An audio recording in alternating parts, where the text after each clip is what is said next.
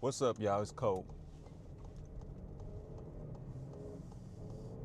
I got something important I kind of want to talk about, yo. And I tried to shoot this video several times. I did several things in order to try to shoot it. And I thought, you know what? Let me just get in the car and drive.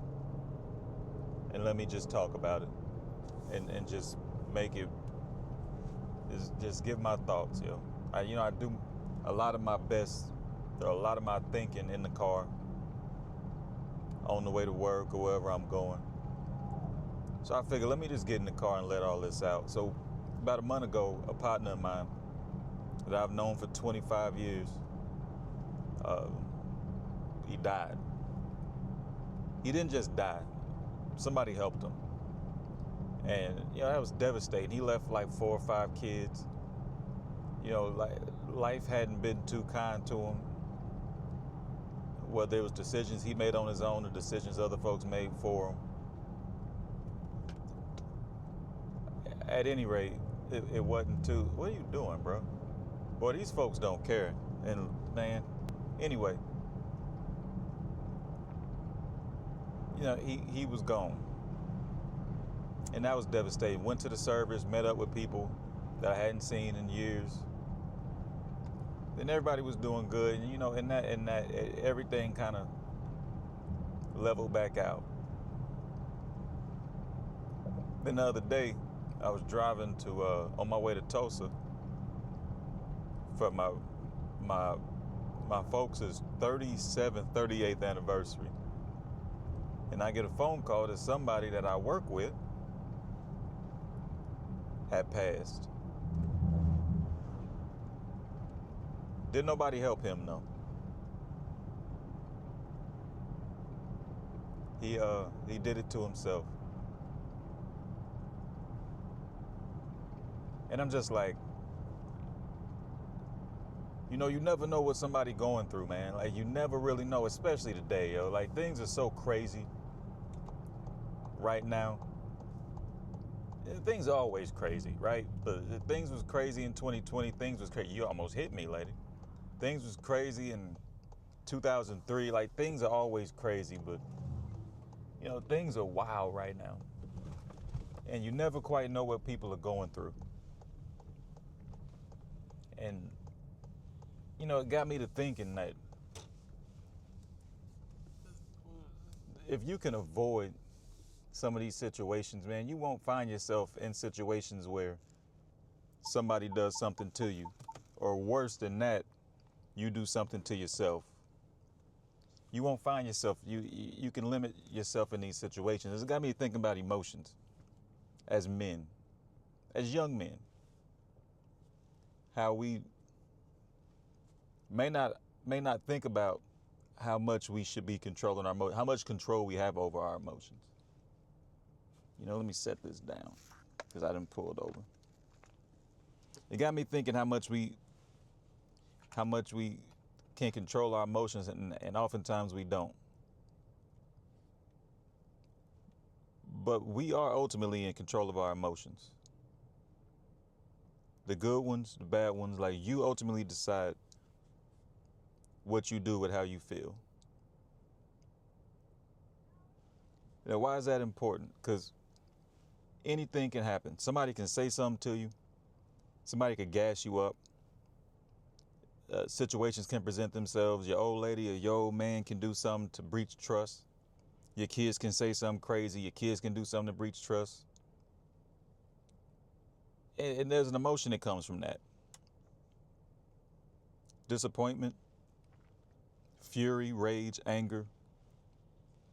All these are valid emotions. And it's all right to feel these emotions. Like, even as men, like, you have these emotions, you know what I mean?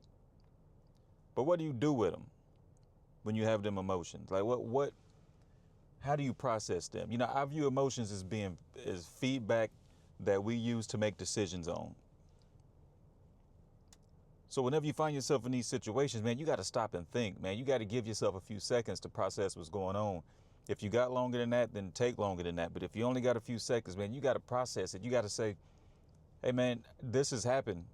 But what do I want the outcome of this to be?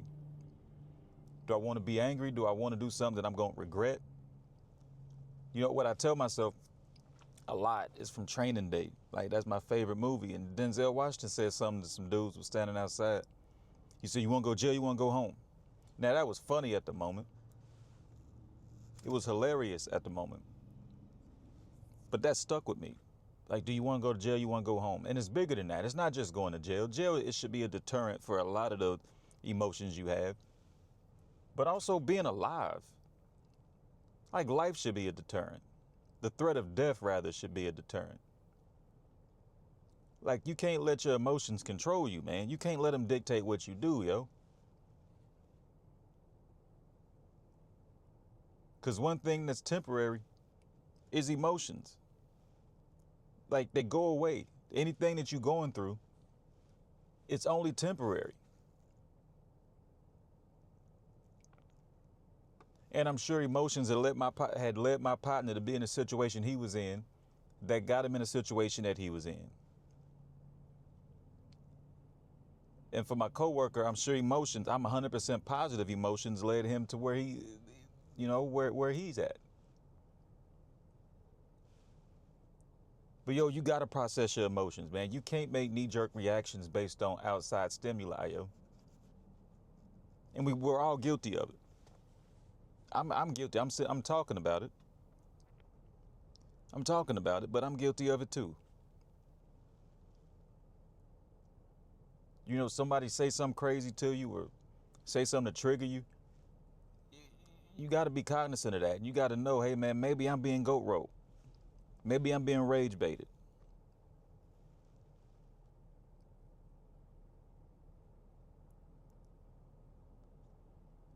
Like you got to think these things through, man. It's easy to say as a 40-year-old when you look back over situations and in hindsight you go, I could have made that decision better, or I could have not did this, or I could have not did that. But retrospect, everybody's a genius in retrospect. Everybody has brilliant insight in retrospect. We got to have foresight, man. We got to think for the future and think, you know, where is this going to lead me if I do this? If I say this, if I react this way? How am I going to harm a relationship?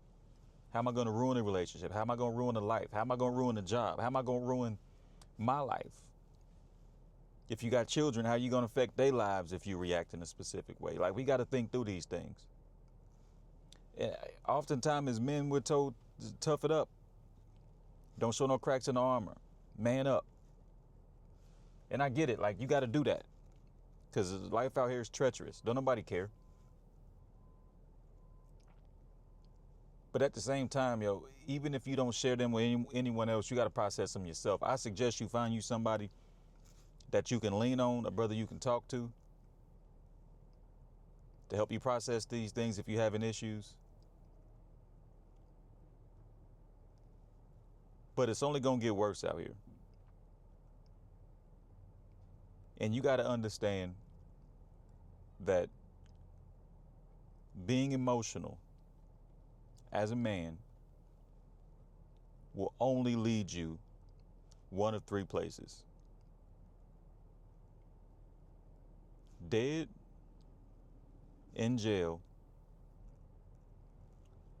or hurt. You know, I'm going to say this and I'm going to get out of here because I got to run in this dollar store and grab me some spray starch. But what I learned in my 40s